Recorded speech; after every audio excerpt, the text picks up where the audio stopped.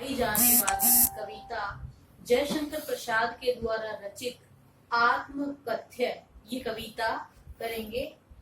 इस कविता में जो जयशंकर प्रसाद हैं, प्रसाद जी ने जो एक छायावादी कवि माने जाते हैं और आधुनिक जो हमारा साहित्य है उसके 4 स्तंभों में एक स्तंभ जयशंकर प्रसाद भी हैं।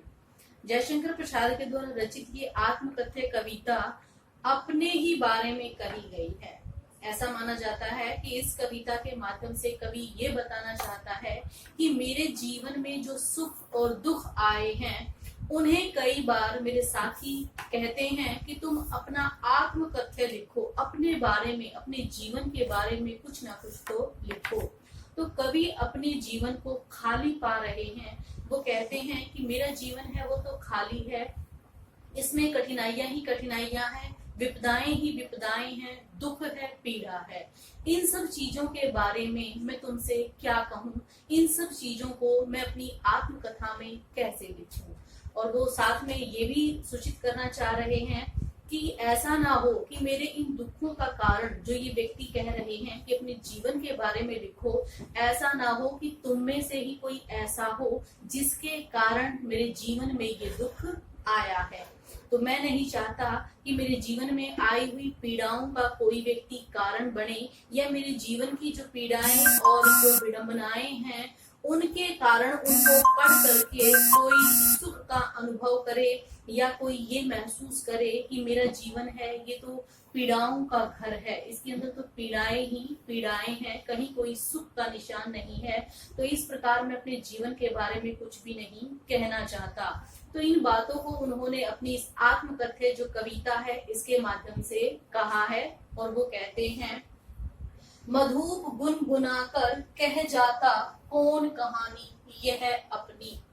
कवि कहते हैं कि मधुप जो भंवरा है, मधुप होता है भंवरा, भंवरा जिस प्रकार गुंजार करता है, गुनगुन की आवाज करता है, तो कवि यहाँ पर अपने मन को भंवरा कह रहे हैं कि मेरा मन है वो एक भंवरे के जैसा है। कि जिस प्रकार कोई बगीचे में उपवन के अंदर, कोई भी उपवन है, बाग बगीचा है, उसके अंदर जिस प्रकार बहुत सारे भंवरे अपने मन की बात को गुंजार के माध्यम से अभिव्यक्त करते हैं, बोलते हैं, ऐसे ही मेरा मन रूपी भंवरा है वो अपने ही मन की कौन कहानी, अपने ही मन की कोई कहानी है वो कह जाता है। फिर वो कहते हैं, मुरझाकर गिर रही पत्तियां देखो कितनी आज घनी।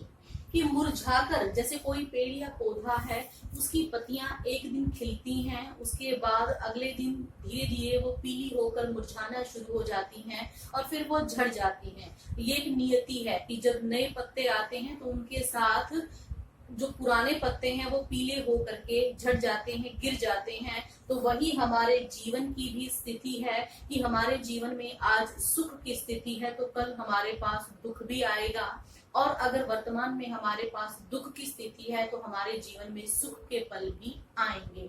तो कवि कहते हैं कि मेरा मन रूपी भंवरा है वो अपनी ही कोई कहानी कह रहा है, और न जाने कितनी ही जो सुख रूपी या ये कह सकते हैं दुख रूपी पत्तियां हैं वो मुरझा करके गिर रही हैं। कवि कहते हैं कि जीवन है वो गतिशील है, वो चलता रहता है, और इस जीवन रूपी वृक्ष की कितनी ही पत्तियां हैं वो मुरझा करके पीली होकर के गिर गई हैं। इस गंभीर अनंत नीलिमा में असंख्य जीवन इतिहास। यहाँ पर कवि कहते हैं कि ये जो गंभीर अनंत जिसका कोई अंत नहीं है, ऐसा नीलिमा, नीले रंग का, ऐसा नीले रंग का आकाश जिसका कोई भी अंत नहीं है, इस नीले आकाश के नीचे असंख्य जिनकी कोई गिनती नहीं है ऐसी जीवन इतिहास। कितने ही जीवन है वो इतिहास हो गए हैं। जीवन का इतिहास होने से अर्थ क्या है कि कितने ही लोग यहाँ पर आए हैं वो अपने आप में इतिहास रच करके समाप्त हो गए हैं। कि ये जो आसमान है, जो नीला आकाश है, अनंत नीलिमा का आकाश है, इस आकाश के नीचे कितने ही जीव, कितने ही व्यक्ति, कितनी ही ऐसी घटनाएं हुई हैं जो अपने आप में एक इतिहास बन गई हैं। लेकिन ऐसा नहीं है कि वो स्थिर रहे हों, वो मृत्यु को प्राप्त हुए हों, वो नष्ट हुए हैं। ऐसे ही हमारा जीवन है हमारा जीवन भी गतिशील है, इसके भी अपने सुख और दुख के अपने असंख्य इतिहास हैं, बन रहे हैं और समाप्त हो रहे हैं।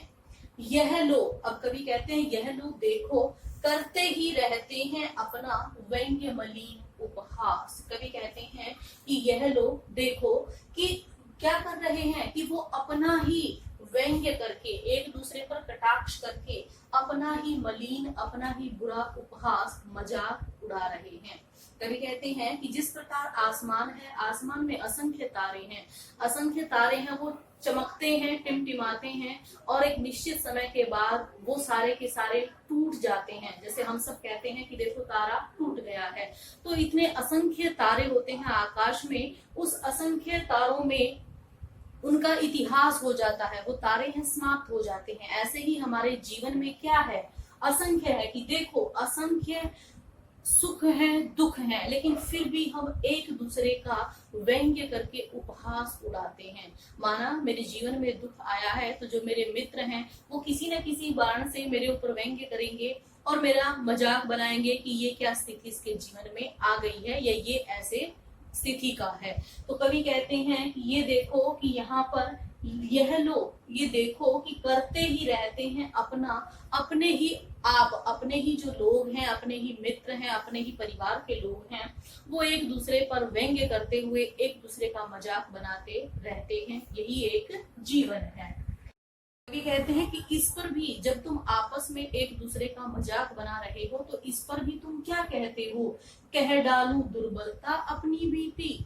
कवि कहते हैं कि जब जीवन ही ऐसा है कि हर लोग एक दूसरे का मजाक बनाना ही अपना एक काम मानते हैं, एक दूसरे का मजाक उड़ाते हैं, तो इस पर भी तुम क्या कह रहे हो, तब भी कहते हो कह डालूं, कि इस पर भी तुम मुझसे कह रहे हो कि दुर्बलता, जो मेरे जीवन की कमजोरियां रही हैं, जिसके कारण मेरे जीवन में कठिनाइयां आई हैं, मुझे परेशानियों का सामना करना पड़ रहा है, तो वो दुर्बलताएं अपनी बीती, मैं अपने जीवन में जो व्यतीत हो गई हैं, उन्हें अपनी आत्मकथा में कह डालूं।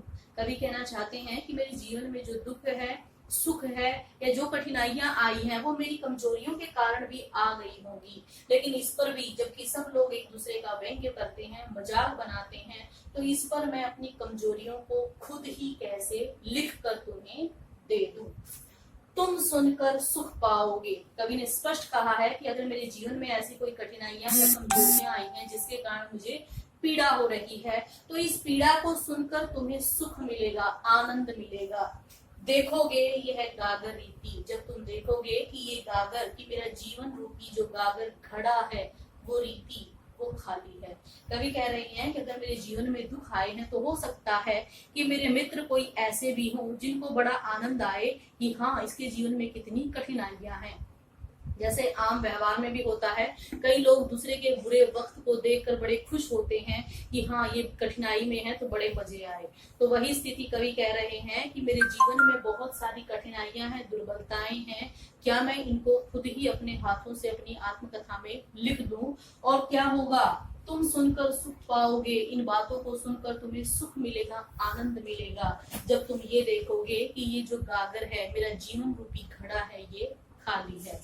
तो कवि कहना चाहते हैं कि जीवन क्या है, जीवन तो उस भंवरे के जैसा है कि जो अपनी ही कहानी कहता रहता है। तो कवि कहते हैं कि ये उपवन है जिसके अंदर बहुत सारी पत्तियां हैं, मुरझा करके झड़ जाती हैं। वैसे ही जीवन में सुख और दुख तो आते ही रहते हैं, मैं इनको अपनी आत्मकथा में नहीं कहना चाहता हूँ।